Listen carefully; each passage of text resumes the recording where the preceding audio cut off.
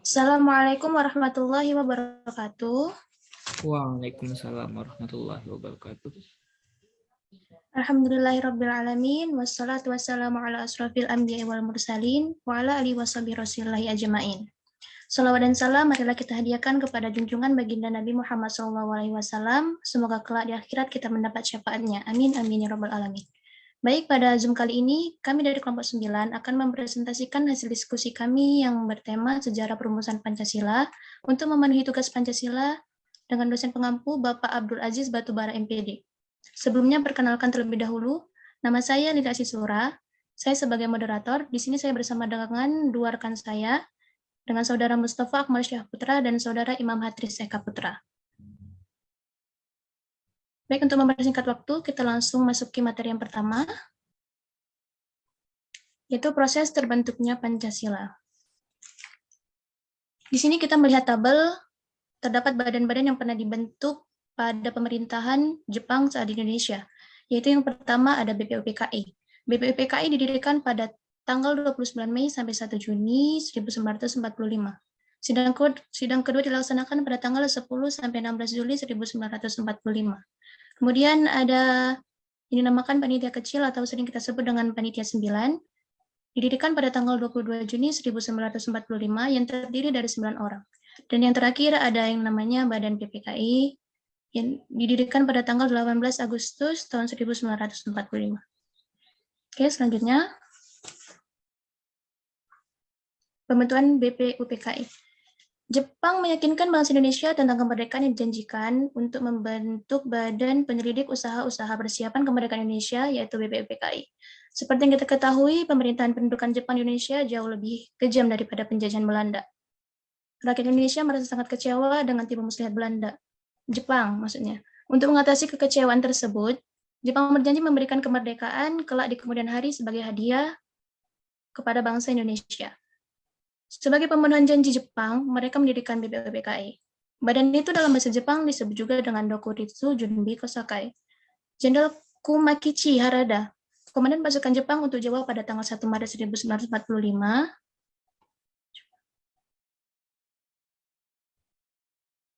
mengumumkan pembentukan BPUPKI. Pada tanggal 28 April 1945, diumumkan pengangkatan anggota BPUPKI. Upacara peresmiannya dilaksanakan di Gedung Chuo Sang-i In di Pejambon, Jakarta, atau sekarang gedung dikenal dengan Departemen Luar Negeri. Kemudian Ketua BPUPKI ditunjuk Jepang adalah Dr. Rajiman Widyo Diningrat, dengan wakilnya adalah Ichibangase Jepang, dan sebagai sekretarisnya adalah R.P. Suroso. Jumlah anggota BPUPKI adalah 63 orang yang mewakili hampir seluruh wilayah Indonesia, ditambah 7 orang tanpa hak suara. Kemudian, setelah terbentuknya BPUPKI, segera mengadakan persidangan. Masa persidangan dilakukan pertama oleh BPUPKI dimulai pada tanggal 29 Mei sampai 1 Juni 1945. Pada masa persidangan ini, BPUPKI membahas rumusan dasar negara untuk Indonesia merdeka yang seperti yang kita kenal sekarang, yaitu Pancasila. Pada persidangan dikemukakan berbagai pendapat tentang dasar negara yang akan dipakai Indonesia merdeka. Pendapat tersebut disampaikan oleh 3 tokoh yang kita kenal, yaitu Mr. Muhammad Yamin, Mr. Supomo, dan Insinyur Soekarno. Oke, materi selanjutnya akan dipresentasikan oleh Bang Imam Hatris Eka Putra. Waktu dan tempat dipersilahkan. Oke, terima kasih pada moderator. Selanjutnya, sidang BPUPKI yang pertama. Pada sidang yang pertama berlangsung selama 4 hari. Secara berturut-turut, 3 tokoh yang tampil berpidato menyampaikan gagasan atau usulan sebagai calon dasar negara. Gagasan yang pertama diusulkan oleh Mr. Muhammad Yamin. Mr. Muhammad Yamin menyatakan pemikirannya tentang dasar negara Indonesia merdeka di hadapan sidang BPUPKI pada tanggal 29 Mei tahun 1945. Pemikirannya diberi judul Asas dan Dasar Negara Kebangsaan Republik Indonesia. Mr. Muhammad Yamin mengusulkan dasar negara Indonesia merdeka yang intinya sebagai berikut. Yang pertama, peri kebangsaan. Yang kedua, peri kemanusiaan. Yang ketiga, peri ketuhanan. Keempat, peri kerakyatan. Dan yang kelima, kesejahteraan rakyat. Selanjutnya, gagasan atau usulan yang diberikan oleh Mr. Supomo. Mr. Supomo mendapat giliran mengemukakan pemikirannya di hadapan sidang BPUPKI pada tanggal 31 Mei tahun 1945. Pemikirannya berupa penjelasan tentang masalah-masalah yang berhubungan dengan dasar negara Indonesia merdeka. Negara yang akan dibentuk hendaklah negara integralistik yang berdasarkan pada hal-hal berikut ini. Yang pertama, persatuan. Yang kedua, kekeluargaan. Yang ketiga, keseimbangan lahir dan batin. Yang keempat, musyawarah. Dan yang kelima, keadilan sosial. Selanjutnya, gagasan atau susulan yang diberikan oleh Insinyur Soekarno. Pada tanggal 1 Juni tahun 1945, Insinyur Soekarno mendapat kesempatan untuk mengemukakan pendapat dia tentang dasar negara Indonesia merdeka.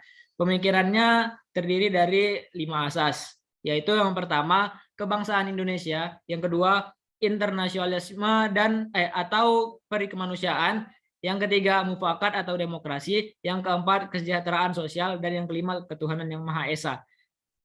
Kelima asas tersebut diberi nama Pancasila sesuai saran teman yang ahli bahasa. Untuk selanjutnya, pada tanggal 1 Juni tahun 1945, kita memperingati hari lahir dengan istilah Pancasila. Oke.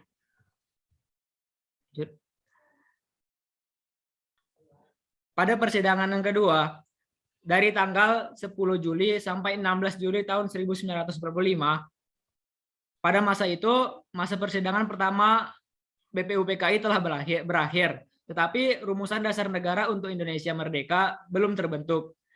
BPUPKI akan istirahat untuk 1 bulan.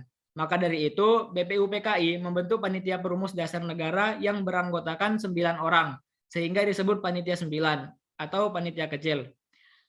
Tugas panitia 9 adalah menampung berbagai aspirasi tentang pembentukan dasar negara Indonesia merdeka. Panitia 9 bekerja keras sehingga pada tanggal 22 Juni tahun 1945 berhasil merumuskan dasar negara Indonesia untuk Indonesia merdeka.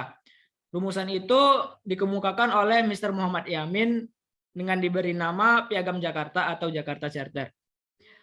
Anggota dari Panitia 9 terdiri atas yang diketuai oleh Insinyur Soekarno, lalu Abdul Kahar Muzakir, lalu Dr. Andus Muhammad Hatta, lalu Kiai Haji Abdul Wahid Hasim, lalu Mr. Muhammad Yamin, lalu Haji Agus Salim, lalu Ahmad Subarjo, lalu Abi Kusno Cokro Suryo, dan Aham Maramis. Oke, materi selanjutnya akan dibawakan oleh Saudara Mustafa Akmal. Waktu dan tempat dipersilahkan. Baik, terima kasih. Pembentukan PPKI. Pada tanggal 7 Agustus 1945, BPUPKI dibubarkan Jepang. Fungsinya untuk menindaklanjuti hasil kerja BPUPKI. Jepang membentuk Panitia Persiapan Kemerdekaan Indonesia atau yang biasa disebut dengan PPKI. Lembaga tersebut dalam bahasa Jepang disebut Dokuritsu Junbinkai. Dokuritsu Junbinkai diumumkan oleh Kumakichi Harada pada tanggal 1 Maret 1945, tetapi baru benar-benar diresmikan tanggal 29 April 1945, bertepatan dengan hari ulang tahun Kaisar Hirohito. PPKI beranggotakan 21 orang yang mewakili seluruh lapisan masyarakat Indonesia. Mereka terdiri atas 12 orang wakil dari Jawa, 3 orang wakil dari Sumatera, 2 orang wakil dari Sulawesi, dan 1 wakil dari Sunda Kecil, Maluku, serta penduduk Cina. Jadi PPKI ini terdiri dari beberapa suku di Indonesia dan juga Cina. Ketua PPKI pada tanggal 18 Agustus 1945 menambahkan 6 anggota PPKI lagi, sehingga semua anggota PPKI berjumlah 27 orang. PPKI menambahkan 6 orang lagi tanpa sepengetahuan Jepang. Proses penetapan dasar negara dan konstitusi negara. Bertepatan pada tanggal 18 Agustus 1945, PPKI mengadakan sidangnya yang pertama. Pada sidang ini, PPKI membahas konstitusi negara Indonesia, Presiden dan Wakil Presiden Indonesia, serta lembaga yang membantu tugas Presiden Indonesia. PPKI membahas konstitusi negara Indonesia dengan menggunakan naskah Piagam Jakarta atau Jakarta Charter yang telah disahkan oleh BPUPKI. Selanjutnya, perbedaan dan kesepakatan yang muncul dalam sidang PPKI. Pada sidang pertama PPKI, rancangan Undang-Undang Dasar hasil kerja BPU PKI dibahas kembali. Pada pembahasannya terdapat unsur perubahan yang dilontarkan kelompok Hatta. Mereka mengusulkan dua perubahan. Perubahan yang pertama yaitu berkaitan dengan sila pertama yang semula berbunyi, ketuhanan dengan kewajiban menjalankan syariat Islam bagi pemeluk-pemeluknya diubah menjadi ketuhanan yang Maha Esa. Karena jika kalimat kewajiban menjalankan syariat Islam bagi pemeluk-pemeluknya ditetapkan sebagai dasar Pancasila akan menimbulkan konflik antar agama. Agama di Indonesia tidak hanya Islam saja, namun ada beberapa agama lainnya. Perubahan kedua yaitu bab kedua, Undang-Undang Dasar pasal 6 yang semula berbunyi, Presiden ialah orang Indonesia yang beragama Islam, diubah menjadi Presiden ialah orang Indonesia asli. Karena sesuai dengan semboyan kita yaitu Bhinneka Tunggal Ika, walaupun berbeda tetapi tetap satu dua. Semua usulan itu diterima peserta sidang. Hal itu menunjukkan mereka sangat memperhatikan persatuan dan kesatuan bangsa.